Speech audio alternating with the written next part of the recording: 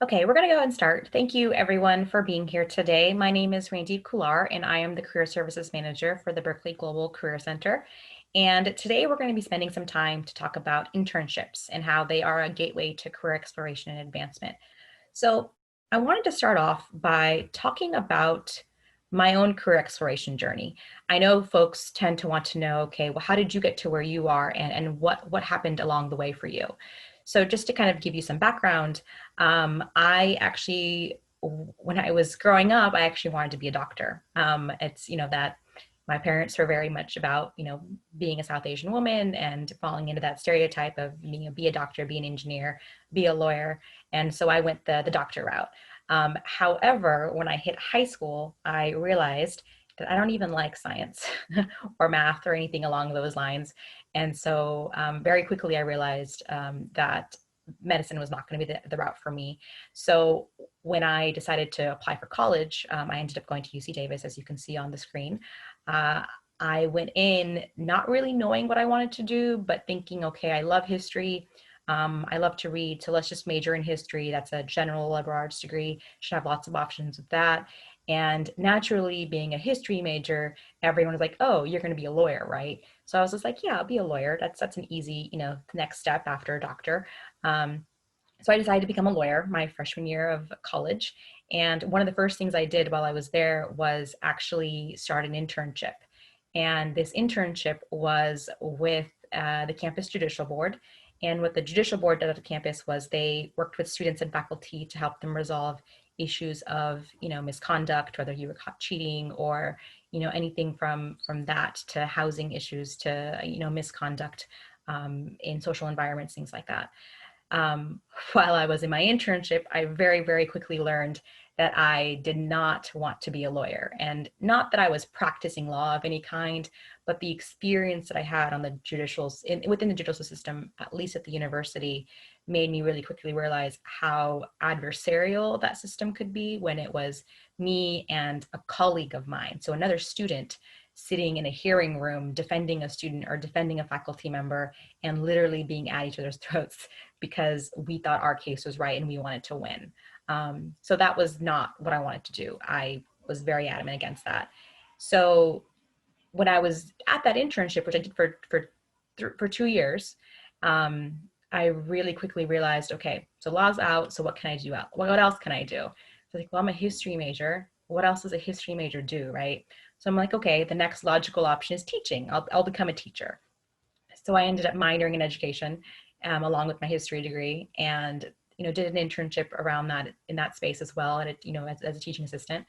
And I'm like lollying through my senior year, and one day my supervisor at my internship actually offhandedly, just randomly happened to mention that her master's degree was in higher education. And as an undergraduate senior, I had no idea what a degree in higher education meant. What is that? Is that an option for a career? And I sat and talked to my supervisor and I realized that, you know what, I love the work that I'm doing at this internship outside of the judicial space. I was working with faculty, I was working with students, and I enjoyed that one-on-one time I was having, the counseling work that I was doing. And so that one random conversation with my supervisor helped me realize, oh, there are career options that don't have to do with law or teaching, but in counseling and working with students and faculty in a different way than I was while I was at in that current space. So while I was there, I was just like, okay, well, what does that mean in terms of moving forward? So I decided to get my master's in counseling with a focus in higher education. And that was where San Francisco State came into play. And that space of San Francisco State is really where I learned what it actually meant to be in higher education and in counseling. Because before it was just an idea. It was something my supervisor had mentioned. It seemed great because of my internships, but really learning what that meant was that program. And that's how I became a counselor. And I'll talk a little bit more in terms of my internship experiences. But as you can see from the advancement of my career, I was kind of all over the place. I mean, they were all logical choices in terms of what I was exposed to. I was exposed to being a doctor as an early child. I remember having doctor sets and playing doctor with my siblings and whatnot. And then the law was an obvious, okay, well, can't be doctors, go on to law. History makes sense. Teacher, history makes sense. And the reality is that I lacked exposure to other areas that I thought I could work in. And that's where, again, that one conversation with my supervisor really flipped for me this idea of what other options there were. And I have this question mark here because the reality is that I don't know what I'm going to be doing in another 10 years. I know where I am now. I'm a career services manager, and I've done a variety of work in higher education in a variety of realms in higher education. But one of the things I've learned throughout my career is you never know what the next opportunity is going to look like and what field you're going to end up in. And the reason I say that is because after graduate school, I got my job at UC Berkeley. I was there for 8 years doing internship programs, running internship programs. That's where my expertise comes from. And I ended up falling into international education because of those internship programs that I was running. I had no international experience beyond, a trip or two that I'd gone with my family back to India, where my family's from, and yet I ended up running entire international internship programs for the past 8 years of my life. And now I've transitioned back into career services here at UC Berkeley Extension, but after living a life of very much working in this international realm. And of course, I'm still working in an international realm with a lot of our students that are coming from abroad or domestic students as well. So it's a variety of options, but you never know where you're going to end up. And that's one of the reasons why I wanted to talk about this journey and help you think about the fact that you might think you're going to be X, but you never know. It might end up being Y, depending on, again, how your career journey moves forward. So just to kind of be open to that idea. So while I was talking about my journey, I mentioned the internships that I had that kind of was really crucial in me deciding on where I was going to move forward in terms of my higher education. So that's my undergraduate degree and the program in judicial affairs, right? I was there for 2 years. That actually resulted in a paid student job that I got in the same department, working as an assistant, and I had my own cases. So that's one thing to know. I had the teaching internship that I talked about, which was for a semester. And those two internships combined actually resulted in me getting my graduate school admissions. Many of you may know this, but in order to go to some graduate schools, you actually need experience in the field. And for me, the only experience I had was those internships. So that was a huge advantage for me in terms of understanding the space of counseling that I wanted to go into. And then also, again, making my application for graduate school look more appealing and realistic, because graduate schools want to know that you actually are understanding what it means to go into that specific field. So if you have no exposure to that field, you don't know what it means to be in higher education or what it means to be a doctor and you're applying to med school or whatever it might be, that's going to be a take against you. So it's really important that you do understand what that space is going to be. And an internship is a great way to do that. So the other thing I did want to talk about was while I was in graduate school, I was required to do 2 internships, 2 one-year internships. And my first internship was at a high school where I was doing college and career counseling. And then my second internship was at a community college. It was actually at City College of San Francisco. And I was a college counseling, a career counseling intern for an entire year. And that position actually led me to getting a paid teaching position. I ended up teaching some career courses while I was at San Francisco City College. So the reason I'm bringing this idea of my internship resume is because I had a total of 4.5 years of unpaid internship experience. Mind you, I am a first generation student. I was on scholarship when I was at Davis, but I also was working while I was at Davis, that student position I mentioned. And throughout graduate school, I was also working to help afford to go to school and all that. So I was balancing work, school, and an internship, which can be a lot to handle, but something that I needed to do while I was in that space. But the work experience was just like, a front desk person at housing and things like that. When I ended up applying for my job, like when I graduated from my program and was looking for jobs, I applied to maybe about 50 or 60 positions. And I graduated in 2010 from my graduate program. So it was a little bit after the whole 2008 recession that was happening. And after applying to all those jobs, I got a call back for one interview, and that was at UC Berkeley. And that was the original position that I told you about. And that position was a position that, for that position, the only experience I had was this resume that you're seeing right here. It was my internship experience. I didn't have officially, quote unquote professional experience beyond these internships. So the point, and I actually ended up getting the position over other people who had professional experience. So the point that I'm trying to make here is that, one, your career journey can take a variety of paths, and the key to understanding where you want to go next is exposure, but you can't get exposure unless you have the conversations and unless you do the work. So that's where this internship resume is really important, because not only did I learn I didn't want to be a lawyer for my first internship. For my teaching internship, I was like, I don't, I enjoy teaching, but I don't think I want to do that, as a full-time position. For my master's level work, the high school career counseling, I was like, oh, this is great, but I don't know if the high school is the level I want to work at. And then community college, I was like, okay, this is higher education, it's community college. And I learned about a variety of types of students, types of, people that are coming into this space. And that's kind of where I was like, okay, this is actually a space I'm enjoying. And that's, again, where I resulted in coming to UC Berkeley for the following 8 years and in that position at Berkeley. So again, just understanding that the route that I took was very serendipitous in a lot of ways. I wasn't planning to do what I did. The other fun fact is that in my counseling program, my emphasis was in higher education. So they have like a major minor. My major was higher education and my minor was career counseling. And I was always like, oh, I'll tack on career counseling because it makes sense. It's an extra couple of classes. And I was very adamant against like being a career counselor. But again, ironically enough, both of my internships were as career counseling interns, and the entire career that I've been in has been directly related to career counseling, and also working in the career space and the internship space.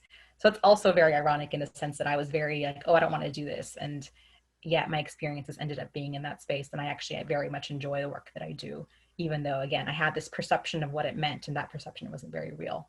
And I didn't find out what it meant until I actually got into the space and into the internship. Okay, so that's me talking about me.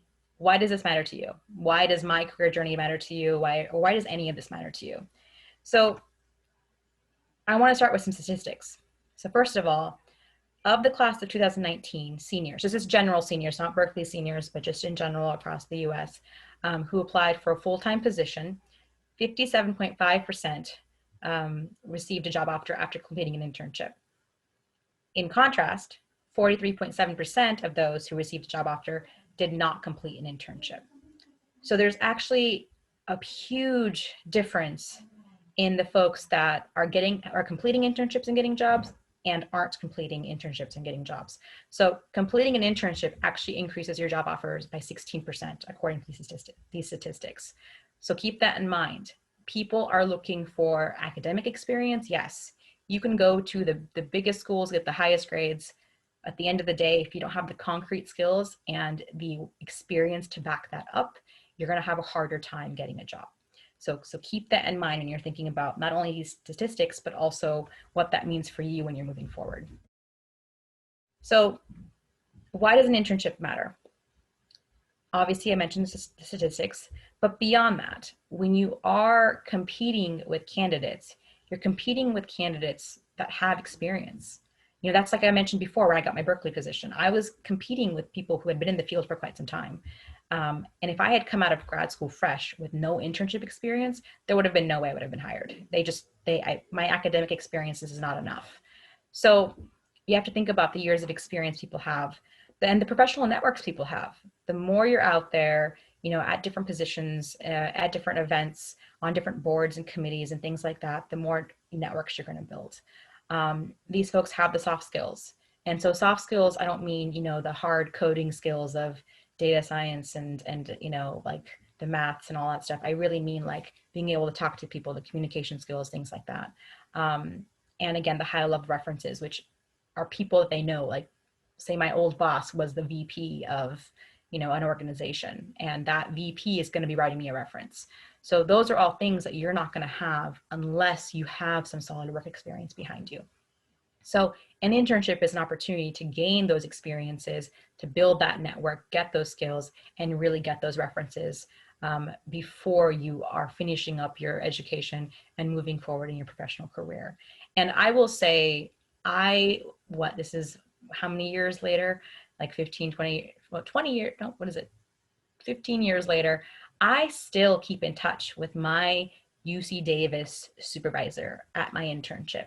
So the supervisor who told me about a degree in higher education that was a possibility, and that entire team. So every time I go back to Davis to visit my family in Sacramento, I will be sure to drop by, see them, or at least every 6 months or so, I'll send them an email and be like, hey, I just want to check in, see how you're doing. And, this is where I am in my life. And it's not meant to be a, hey, I'm looking for a job, keep me in mind. It's more of a like, hey, I genuinely care about you and you guys are great people and I want to maintain this relationship, but also understanding that at some point that I might need that reference. So if I ever apply for a position at Davis or something along those lines, then I can always say, hey, here's a professional reference at Davis that I have. And that's going to be much more powerful than somebody coming from outside of Davis, right? So again, I'm not keeping that contact just because of this, oh, I need to continue to expand my network and I need to keep them in the back of my pocket in case I need an opportunity. It's more, I'm genuinely, happy to be in contact with these people. They played a huge role in my career. And also at some point, there might be a time where I come in handy for them and they come in handy for me. So it's just kind of thinking about those spaces of networking, which I know most people, the idea of networking freaks people out. It freaks me out, and I've been in the industry forever. So just keep that in mind when we talk about networking. I'm not saying like these superficial relationships that you're creating. It's really the meaningful relationships that end up having the most impact. So the other thing, going back to some statistics that I wanted to talk about in terms of internships, is actually the skills that you learn at your internship. Or the skills that you don't learn really in terms of education and whatnot. All the employers that I talk about the discrepancy and the gap between what students learn at university in the classroom and what they learn in the professional workplace. And this is, if you look at this chart right here, it's talking about career readiness competencies that employers want versus how employers rate recent grads. So 95% of employers think professionalism and work ethic is important, but 46% will say that that's how they'll rate the recent graduates in terms of how proficient they think recent grads are. So 48 or 46%. Same thing, oral written communications, critical thinking problem. Look at all the red bars and how high they are. The only area where recent grads actually are rated higher than what employers think is in the IT department, which think about social media and all that stuff, and the generations coming up as being more technologically adept just because of the way they were raised usually. So these are all things that we think we have, but when we're actually rated on it, they're like, y'all don't have them. So you guys need to actually work on getting those and make sure you prove that you have those abilities. But how do you gain these abilities? How do you learn to work in a team? How do you gain a global or multicultural fluency? What does that even mean, right? And that's, again, that space of internships and experience that you get within that space, and where you are going to be able to prove that you are, better than this percentage of students or have these competencies that other students don't because you actually did an internship and went above and beyond to your education. So you've talked a lot about the importance of internships, how it shaped my career, but how do you actually get an internship? And I know right now with the current pandemic and the current situation with all of us being remote, or most of us being remote, I should say, there is a bit of complication with this idea of, okay, well, can I even do an internship right now? What does that look like? So I'm going to talk about these spaces, and keep in mind that even in a remote space that most of us may be in right now, all of these points that I'm going to talk about still make sense. They still work because at the end of the day, the world has learned to function in a remote manner. So when you talk, the first thing I want to talk about is talking to experts. So I happened to have a conversation with my supervisor who had at the time worked in higher education for many years. She was an expert in the space, right? And I had a very lengthy conversation with her about what it meant to be in higher education, how do you even talk about that? Like I was trying to figure out what the difference between higher education is and the difference between counseling is, and what's a career counselor. And I had to do the conversation with her was amazing because it got me in the right direction. But I also had to do some research on my own to be able to differentiate. And I'll be honest with you all, when I got into my grad program, I had maybe like a 60% understanding of what I was actually doing. The other 40%, I was just like, I'll figure it out when I get here, which probably wasn't the smartest way to do it. But again, I think a lot of us go into these spaces not fully understanding until you're fully involved and in it. So talking to experts and trying to explore the field with them is really, really important. Because again, if you haven't talked to a doctor or a lawyer or a data scientist or a project manager or whatever it might be, how do you know what they do? You have an idea of what they do based on what media has shown you. You watched the Silicon Valley show, or you watched ER or something along those lines, and those are all American TV shows, but you have this concept and this idea of what these careers are, but that's not necessarily the reality of the day-to-day. So talking to these folks will help you, get an idea of what that looks like on a day-to-day, but also, how to get there. Like, what do you do to get there? The other thing we've talked about here is participating in counseling sessions to assess your skills. So what that means is, going to a career center and talking about what your skills are, and not just the career center, but also like your faculty and the academic directors in your departments and who you work with within your departments, to really be like, well, do I have the competencies and the necessary skills to be able to do this field? For example, my hands shake. I probably couldn't hold a pencil straight without I just couldn't do it. So being a surgeon probably isn't the best path for me. That's probably just not what's going to happen because I don't have the skill set. Sports, I'm not coordinated, so that's probably not the best career path for me. So it's thinking about the realities of the skills you have and what you can learn. There are a lot of skills that you can learn 100% by working on them. There might just be other areas that you're like, you're just naturally not inclined, and we'll have to think about the realities.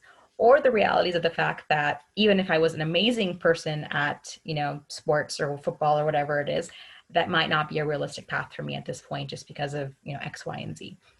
So those sessions and talking to experts, but also the counseling sessions are a great way to actually figure out what your skill set is and how to have those conversations. Internship programs are a great way to actually find a way to get an internship. So, most career centers and career services spaces have internship programs. Here at Extension, we have an internship program that we work out of. There are also independent providers that have internships. You want to be careful about those and make sure you vet them properly. But most university centers, like career centers and whatnot, have some sort of resource to point you in the right direction in terms of how to find those internships.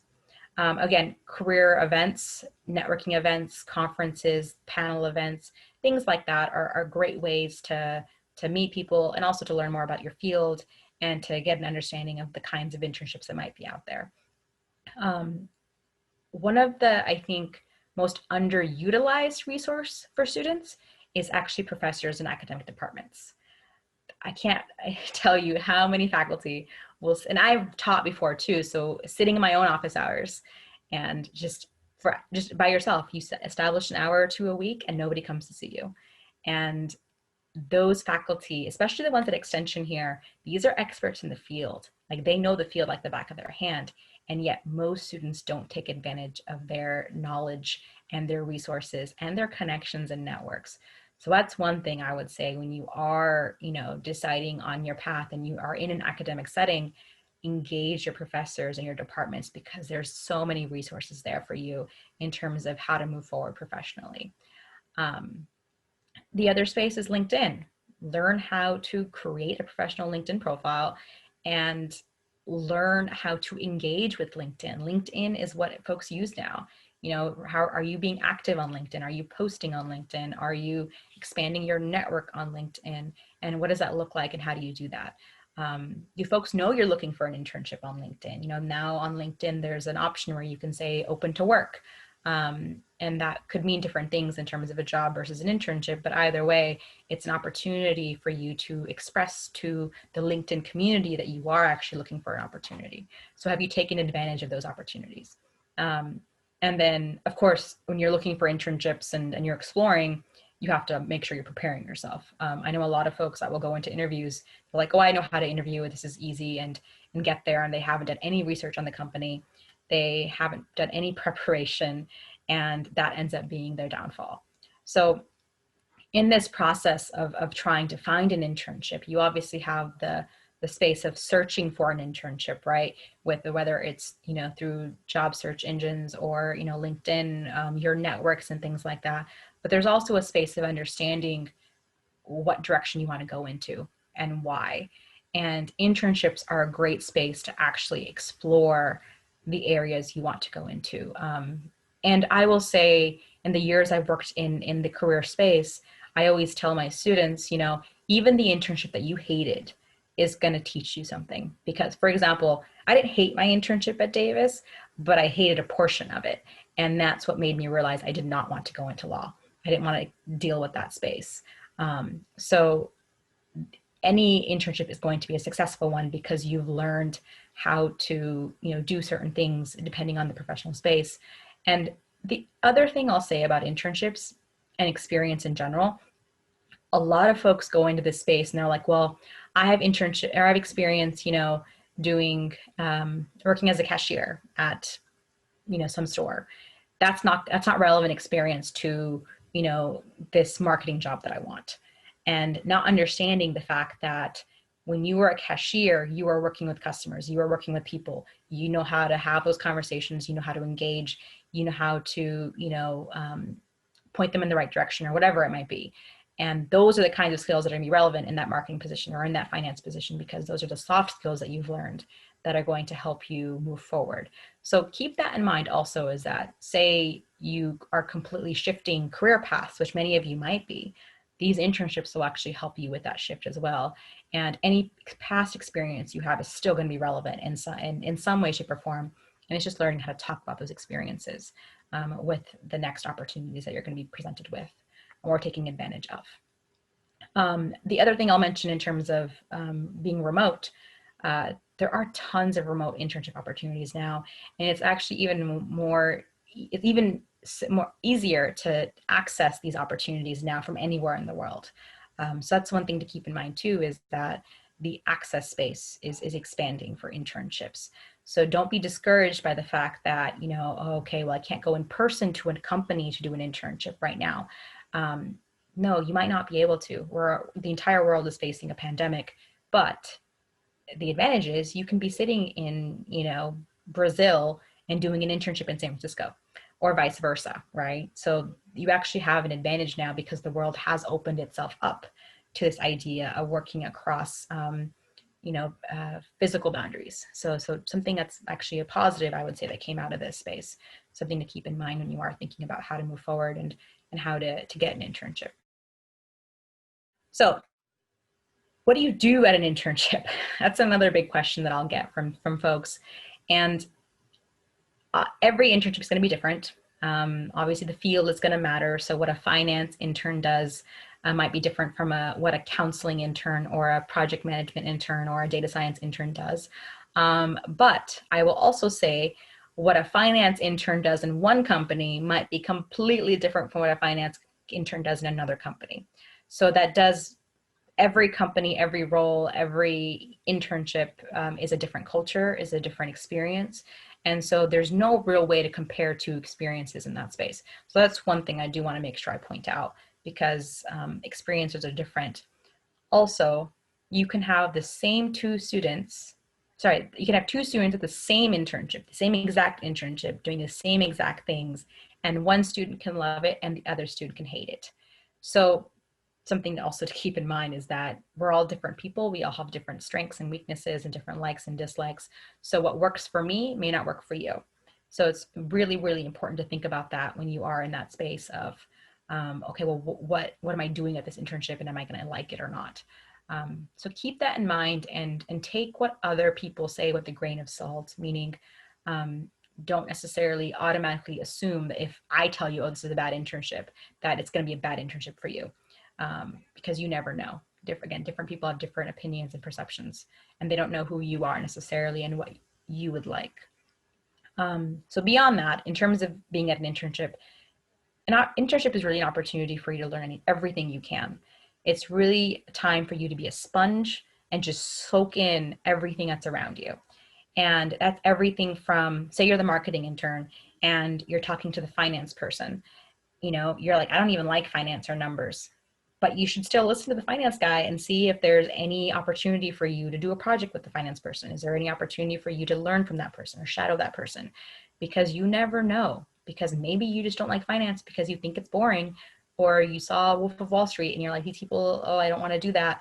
But you don't actually know what it means. So the internship is an opportunity to gain the different perspectives and to learn about the different fields and the different roles that are available at an organization. Everything from finance to HR to communications, marketing, whatever it might be. It's take it all in and learn it. And not only the actual like concrete skills of like, oh, let me figure out how to do a budget sheet, or let me figure out how to put up a marketing campaign. Beyond that, the soft skills that you learn from an internship, to think about things like, okay, what does company culture look like? So what is my relationship to my supervisor? Is this company, a hierarchical, meaning everything that I do goes through my supervisor and goes through their supervisor and goes through their supervisor, or we're actually a 5-person team and we all collaborate together and we do everything together. How does it actually work at your organization? And what is your preference? Do you prefer having a supervisor who, tells you exactly what they want you to do, and you have your set schedule and you follow that and set meetings and that's it? Or do you want to actually have more flexibility and have a supervisor who says, hey, here's your assignment for the week, talk to me next week? Every person you interact with, every project you interact with is gonna teach you something about the way in which people work and the way in which you work. And that's gonna help you decide in the future, when you decide to take job opportunities, what's most important to you. Is it, is it that you learn that you can't sit at a desk, and that you need to be outside? Or is it that you learn that you can't work in a team and you have to work by yourself, or you prefer to work by yourself? What are your work styles? And that's what you're also learn. So think beyond just the concrete skills you're going to be learning about your profession that you're interested in, but also the soft skills that you'll be learning in terms of how to engage with the people around you, how to pick up on, political spaces. And when I mean politics, I mean like company politics, not national politics. Things like that. There's gonna be a lot of intricacies that you're gonna pick up only by being in that space. And I will say, in the remote space, it does make it a little bit difficult to pick up on things like body language and how people are interacting, and you're not necessarily seeing people in the kitchen because you're all having lunch together or anything like that. But there are still opportunities to connect with people and to understand how these company spaces work by joining meetings, by having coffees with people, and virtual coffees, right? And engaging in social activities that your organization might be putting up. So things like that. There are still opportunities for you to connect with people and to learn from people and to understand in this remote space, but you have to be able to take advantage of it, and you have to show initiative to be able to do that. The other thing I'll say is a lot of folks will go into internships thinking, oh, well, I'm at this business school or I'm at this institution and I've learned all these things, and you need to listen to me. And, oh, I can't make copies for you. That's not what I'm here for. So there's this idea, yes, your main job at an internship should not be making copies or fetching coffee or anything like that. None of the internships that I've ever worked with or my students work with will be fetching coffee or anything along those lines. But there are going to be administrative tasks that you will be asked to do. I do administrative tasks. I have to go into spreadsheets and make copies and do things like that people find boring. So as an intern, it's important to understand that you are at the bottom of the ladder and you got to work your way up to it, right? That's not just as an intern too. It's also your first position, maybe at an entry level position. And so you can't look at any task and say, oh, this is, beneath me. And I've had my own personal interns tell me that, like, oh, I can't do this because I'm way too advanced for this. And that's not appropriate. So it's just going into these spaces with having an open mind, being flexible to the opportunities, and really saying yes to any opportunity that comes your way, because saying yes shows how much initiative you are, show how excited you are, and it really helps you progress. And also the reality is these people don't know you.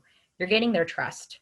So that's where you're really going to work to, okay, so I need to do this project that I might think is boring and is, I don't really want to work on it, but I'm going to do it. I'm going to do it well. And I'm going to prove to my supervisor and to my team how awesome I am. And then they're going to give me more and more responsibility because they're going to start to trust me. So that's really important to keep in mind. The other thing is to ask questions. I have a lot of students that will come to me and they'll say, well, I didn't really understand what my supervisor was saying when they said X, Y, and Z. And my first question will be, well, did you ask them? And a lot of times students will say, no, I didn't do that because I didn't want to look stupid, or I didn't want them to think that I didn't know what I was talking about. And I was like, well, you didn't know what they were talking about. So the reality is you don't understand, right? And that's okay. I have been in plenty of meetings at this point in my life where I'll tell my supervisor, I don't understand what you're saying. Can you please explain that to me? And that doesn't make me stupid. That doesn't make me uneducated, or doesn't make him think that I don't know what I'm talking about. It's just there was something that was lost in translation. Like I didn't understand what his perspective was, and I need him to re-explain it to me. We do that in general conversation, right? Like we are like, I don't understand. Well, can you please explain that? So one, it's completely normal to ask questions. Two, you are in an educational environment. An internship is meant to teach you, and your supervisors and your team should understand that. So asking the question is going to be important.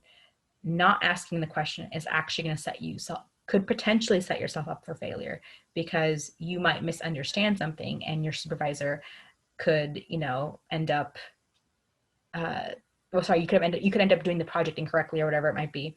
And that could end up being more disastrous than actually asking the question. So again, ask the questions, be out there, and make sure you're getting clarity on the work that you need to do and around an internship. The other big thing is to show initiative.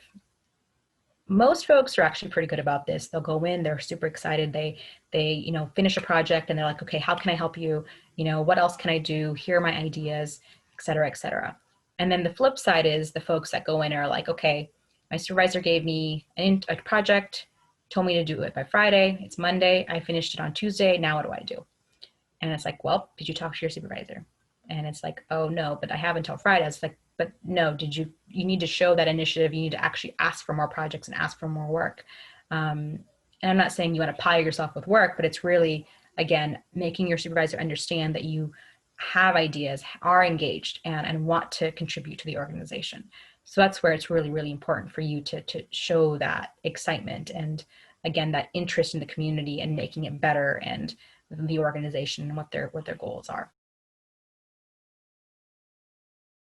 Okay, so we've talked a lot about, again, thinking about career options, how to explore those options, why an internship is important, and what you actually do at internship. And the next question folks will ask me, well, who can do an internship? So we work with a variety of students here at Extension. From everyone from, we have high school students that will occasionally come. We'll have, undergraduate students, we'll have graduate students, and then we'll have folks that are, a couple of years into their, professional careers, or we'll have people that have been in a career for 10 to 15 years and are coming back to make a shift, or they're coming back to learn more skills. So there's a variety of backgrounds when it comes to folks that are here at Extension at UC Berkeley. So when it comes to this question about who can do an internship, anyone can do an internship. And I know there are stigmas and I know there are stereotypes around what an internship is, who can do one, but I'm here to tell you today that anyone can do an internship at any part of their life. And yes, you have to take into consideration things like, well, I'm, 34 and I have a family and I need to be able to afford, put dinner on the table. That's a reality as well. So it's really thinking about, okay, well, where does this internship space come into with your academics, with your personal life, and your job if you have one, whatever it might be. Again, a variety of opportunities are available, and a variety of people will want to do an internship. And there's always a way in which we can work with any type of student to be able to help support them in finding an internship. And again, in your own journey of finding an internship, there are plenty of opportunities that you can take advantage of, career options, or even just gaining skills in areas that you already are working in. So I just wanted to make sure I clarified that this opportunity to do an internship in general is open to everybody. And no one should feel discouraged or, they can't do it for whatever reason that they might think or people might tell them. The other question is, when should I do an internship? And this is a question I get a lot, especially when I was at the undergraduate level earlier at Berkeley. And it's like, well, I'm a freshman now. Should I wait until my junior year? Is that the best time to do it? Or should I wait? Like, when should I do it? And I applied for my first internship at Davis my freshman year, and I started it my sophomore year. So my second year in college, and I went throughout the rest of my years at Davis. And I always tell students, there's never a wrong time to do an internship. It's never too early to do an internship. I will say in terms of practicalities, there might be a difference. So for example, say you are a data science student and you are getting your degree in data science, and you have, or a certificate in data science or whatever it might be, and you've only taken one data science class. You've only learned like an intro data science, stuff. Data science is one of those spaces that's very concrete. You need to be able to have the concrete skills to be able to actually do an internship in. So in that sense, I might tell a student, okay, you've done one data science class and you are wanting to do an internship right now. That's fine. You can do that, but you might have to be flexible because you don't have the full skills to be able to do a data science internship. So that's where that expectation setting comes into play. You really have to understand the reality of the skills you have and what that means in terms of getting an internship. So this individual's first internship might not be in data science because they've only taken one class, or we might say, you know what, it might be better for you to take 2 or 3 classes and get more concrete skills and then look for a data science internship. Or we'll say, you know what, why don't we have you do a marketing internship that's in a data science firm, so you're getting exposure to data science and you're understanding how a data science, maybe organizations focus on data science works, but you're not necessarily working in data science because you don't have the actual experience or skills to be able to do it. So again, it really does depend on your skill set as to the internship you're going to get and when it's appropriate.